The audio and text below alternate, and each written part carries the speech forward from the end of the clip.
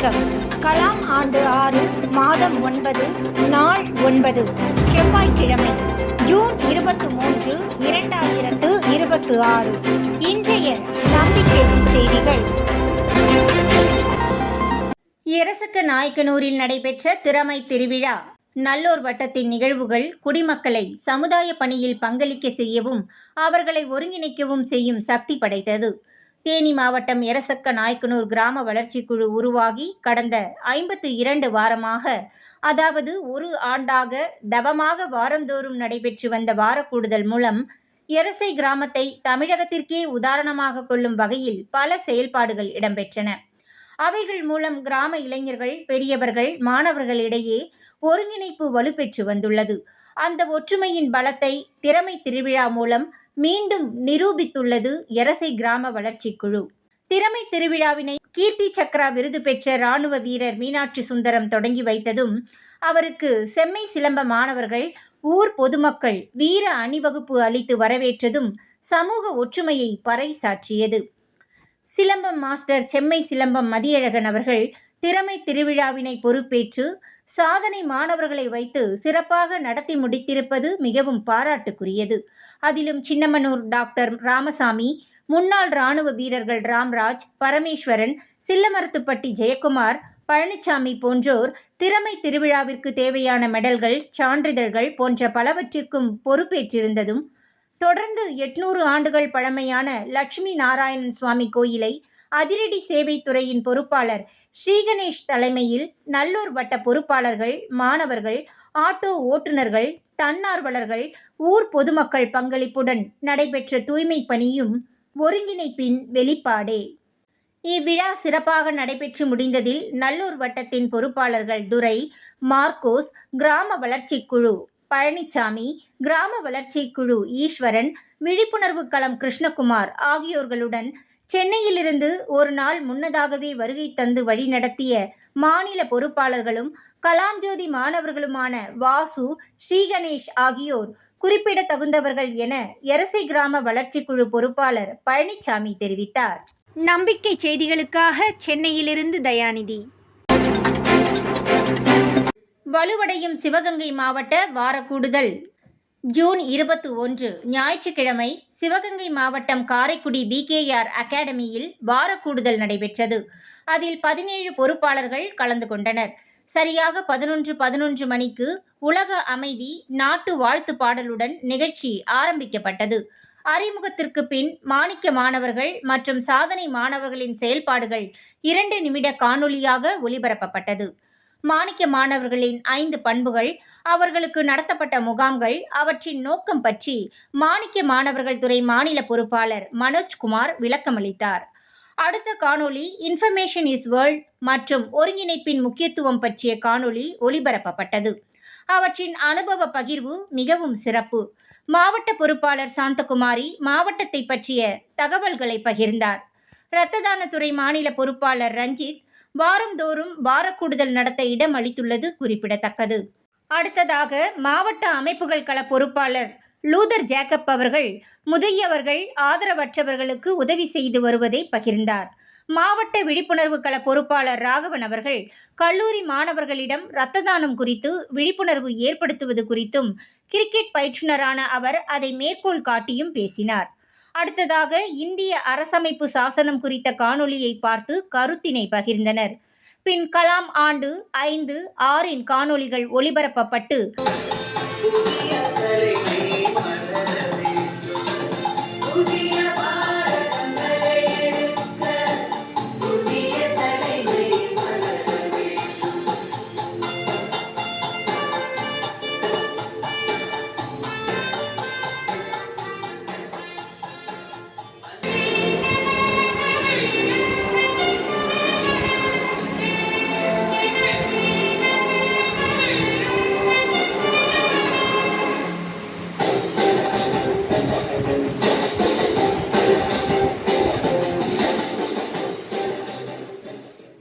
நல்லூர் வட்டத்தின் செயல்பாடுகள், 10 களங்கள், 100 துறைகள் குறித்து விஷ்ணு பகிர்ந்தார்.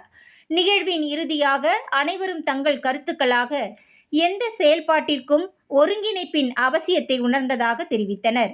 ஜூன் 27, 28 நடக்க இருக்கும் உள்ளாட்சி வேட்பாளர்களுக்கான முகாம் குறித்தும் 26 அன்று கண்டரமாணிக்கத்தில் நடைபெற இருக்கும் குப்பை மேலாண்மை விழிப்புணர்வு கூட்டம் குறித்தும் அமைப்பு சாரா தொழிலாளர்களை ஒருங்கிணைப்பது குறித்தும் பேசப்பட்டது.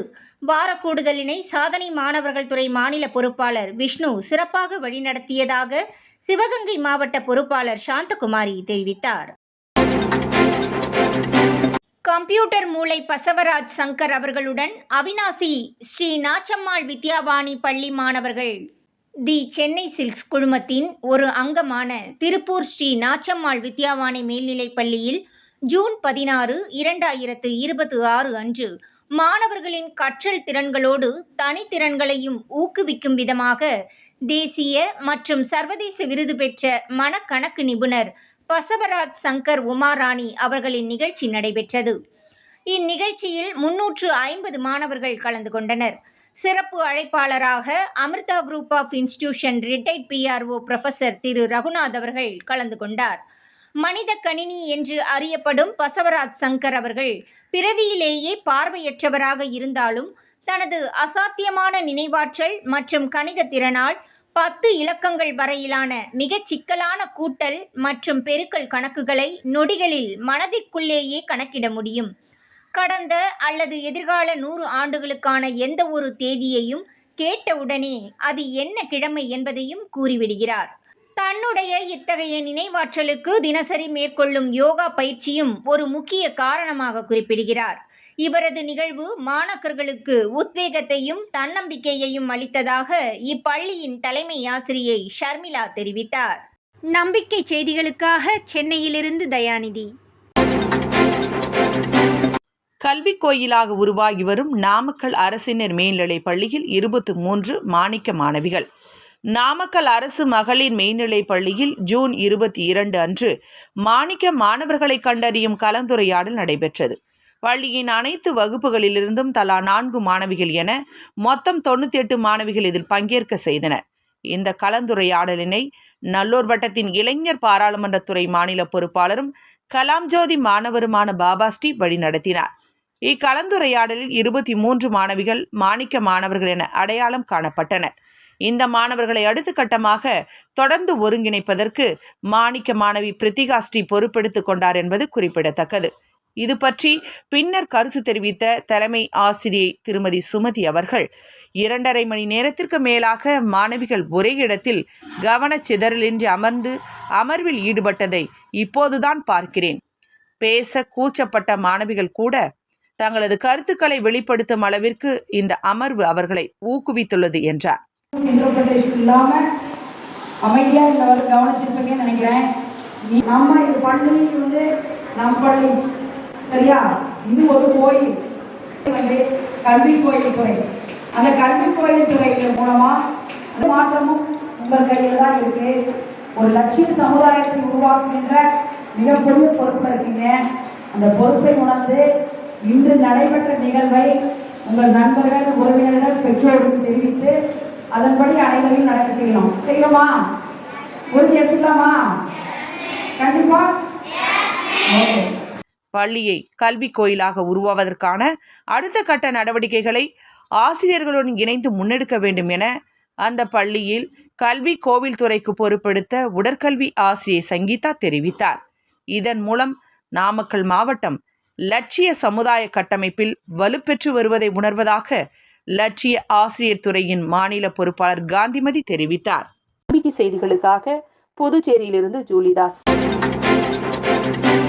ஜூன் 21 யோகா தினத்தில் நல்லூர் வட்டத்தின் பிரமுகரும் தி சென்னை சில்க்ஸ் நிர்வாக இயக்குனரும் திருமூர்த்திமலை உலக சமாதான ஆலயத்தின் அறங்காவலருமான விநாயகம் அவர்கள் பூட்டானில் நடைபெற்ற யோகா நிகழ்வில் கலந்து கொண்டதாக நல்லூர் வட்டத்தின் மாநில வழிகாட்டி நவிலு சுப்பிரமணியம் தெரிவித்தார்.